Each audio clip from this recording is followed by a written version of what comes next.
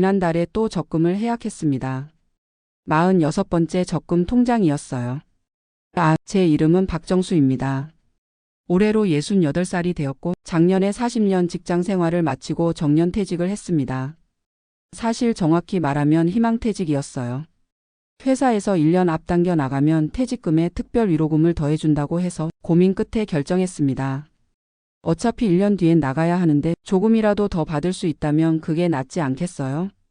퇴직금은 1억 8천만 원이 나왔습니다. 위로금까지 합쳐서요. 국민연금은 월 123만 원씩 나옵니다. 기초연금은 국민연금 때문에 못 받고요. 퇴직할 때만 해도 이 정도면 여생을 편안하게 보낼 수 있을 거라고 생각했습니다. 40년 동안 아껴 쓰고 모은 돈이 3억 5천만 원 정도 되니까 합치면 5억이 넘는 돈이잖아요. 그런데 막상 연금 생활을 시작하니 현실은 생각과 많이 달랐습니다. 우선 매달 고정적으로 나가는 돈이 있습니다. 관리비 25만 원, 전기요금, 가스요금 합쳐서 15만 원, 휴대폰 요금 4만 원씩 2대면 8만 원, 인터넷 4만 원, 케이블 TV 3만 원. 여기까지만 해도 55만 원이에요. 그 다음엔 보험료입니다. 안보험 13만 원, 실손보험 9만 원, 종신보험 20만 원, 운전자 보험 5만 원. 보험료만 47만 원이 나갑니다. 여기에 식비가 있죠. 아내와 둘이서 아무리 아껴 먹어도 월 100만 원은 듭니다. 쌀값, 반찬값, 과일값. 요즘 물가가 얼마나 올랐는지 아세요? 파 한 단에 3천 원이에요.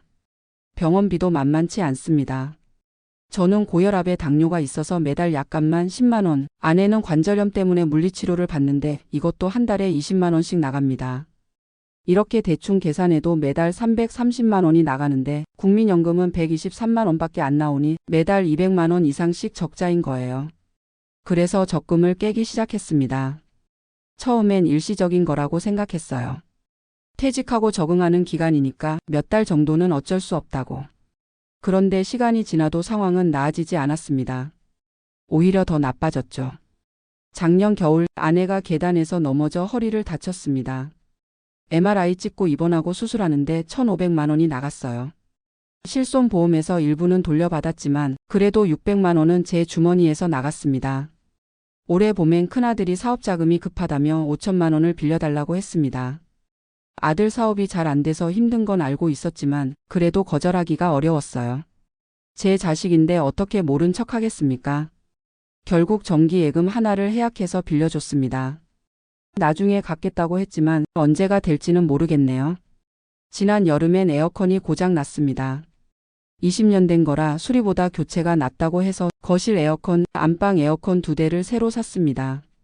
설치비까지 350만 원. 가을엔 추석 명절이 있었죠. 손주들 용돈, 차례상 준비, 성묘 가는 비용. 명절 한 번에 200만 원이 넘게 들었습니다. 이렇게 하나둘씩 돈이 나가다 보니 어느새 적금 통장 절반이 사라졌습니다. 계산해보니 퇴직 후 1년 동안 쓴 돈이 7천만 원이 넘더군요.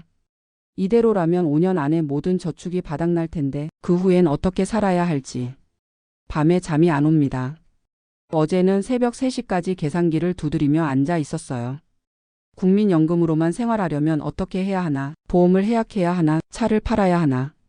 옆에서 자는 아내를 보니 더 마음이 무거웠습니다. 평생 고생만 시켰는데 노후에도 편하게 해주지 못하는 게 미안해서요. 오늘 아침에 은행에 갔습니다. 적금 금리가 올랐다고 해서 상담을 받으러 갔는데 직원이 물어보더군요. 어르신, 자녀분들이 몇 명이세요? 아들 둘입니다. 그럼 노후자금 관리를 잘 하셔야겠네요. 요즘 자녀들 경제적으로 독립하기 힘들어서 부모님께 의존하는 경우가 많거든요. 그 말을 듣는 순간 가슴이 철렁했습니다. 둘째 아들도 작년에 결혼했는데 전세 자금이 부족하다며 3천만 원을 지원해 달라고 했었거든요. 그때는 여유가 있어서 선뜻 줬지만 앞으로도 계속 이런 일이 생긴다면 집에 돌아와서 통장을 다시 꺼내봤습니다. 정기예금 2개, 정기적금 6개, 보통예금 하나. 작년 이맘때보다 확실히 줄어들었네요. 저도 알고 있습니다. 이렇게 가면 안 된다는 걸. 뭔가 변화가 필요하다는 걸. 그래서 며칠 전부터 일자리를 알아보고 있어요. 68살 노인네가 할 수 있는 일이 뭐가 있을까 싶지만 그래도 가만히 앉아서 돈이 나가는 걸 보고만 있을 순 없으니까요. 어제는 동네 마트에 가서 물어봤습니다. 주차 관리 일자리가 있는지. 일주일에 사흘, 하루 6시간 근무하면 월 80만 원을 준다고 하더군요. 젊을 때 같으면 콧방귀도 안 쳤을 금액이지만 지금은 그 80만 원이 너무나 절실합니다. 오늘은 구청에서 하는 노인 일자리 설명회에 다녀왔어요. 공원 청소, 교통안전 도우미, 도서관 정리. 월 30만 원짜리 일자리들이었습니다. 신청서를 받아왔는데 써야 할지 말아야 할지 망설여집니다. 40년 동안 과장, 부장, 이사를 거쳐 상무까지 올라갔던 제가 이제 와서 거리 청소를 해야 한다니. 자존심이 상하는 건 둘째치고 이게 과연 해결책이 될까 싶어요. 월 30만 원 벌어서 뭘 할 수 있겠습니까? 그런데 또 한편으론 30만 원이라도 없는 것보단 낫지 않을까 하는 생각도 듭니다. 푼돈이라도 모이면 적금 깨는 속도가 조금은 늦춰지지 않을까요? 저녁을 먹으며 아내에게 얘기했습니다. 여보, 내가 일자리를 좀 알아볼까 해. 아내가 놀란 표정으로 물었어요. 무슨 일을? 당신 나이에? 마트 주차 관리나 공원 청소 같은 거. 돈은 얼마 안 되지만 그래도 집에만 있는 것보단. 아내는 한동안 말이 없었습니다. 그러다가 조용히 말했어요. 당신이 하고 싶으면 해요. 나는 상관없어요. 상관없다고 하면서도 눈가에 눈물이 맺힌 걸 봤습니다.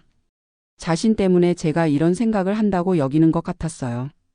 허리 치료비며 생활비며 자기가 짐이 된다고 생각하는 눈치였습니다.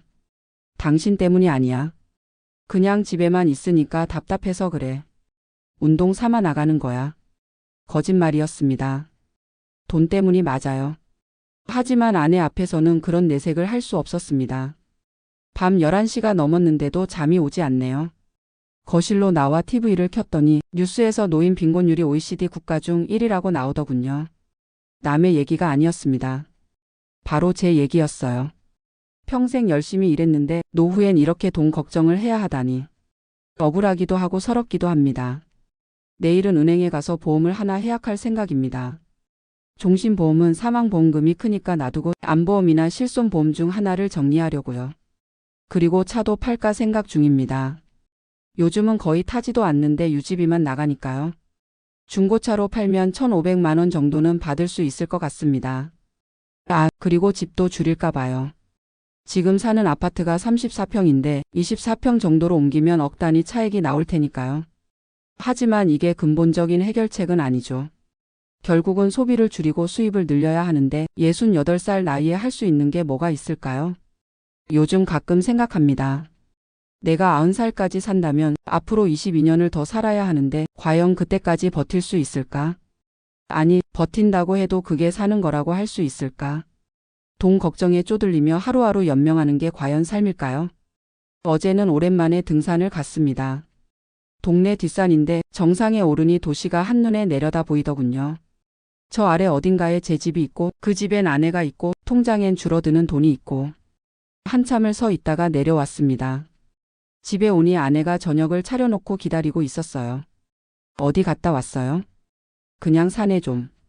바람 쐬러. 저녁 식어요. 어서 앉아요. 밥상 앞에 앉으니 문득 이런 생각이 들었습니다. 그래도 난 행복한 사람이구나. 건강한 아내가 있고 따뜻한 집이 있고 먹을 것이 있으니까.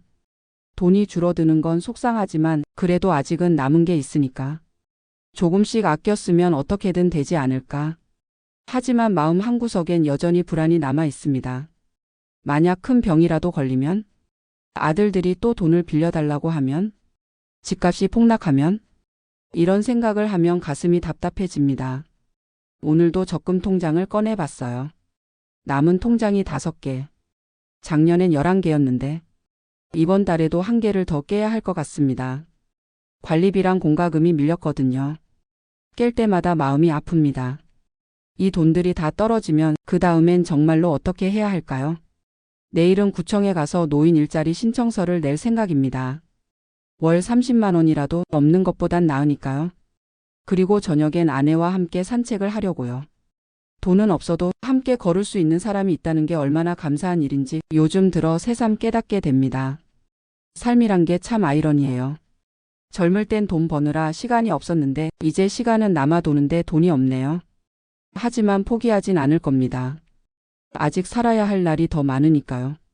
비록 내리막길을 걷고 있지만 그래도 끝까지 걸어가 보려고요. 넘어지지 않고 천천히 조심조심. 아내 손을 잡고. 혼자가 아니니까 어떻게든 되겠죠. 그렇게 믿고 싶습니다. 내일도 해는 뜰 테고 우린 또 하루를 살아갈 테니까요. 돈 걱정에 잠 못 드는 68살 박정수였습니다. 그래도 말입니다. 아직은 괜찮아요. 정말로 힘든 날이 올 수도 있겠지만 그때 가서 생각해도 늦지 않겠죠. 지금은 그저 오늘 하루를 감사하며 살아가려고 합니다. 그게 제가 할 수 있는 전부니까요.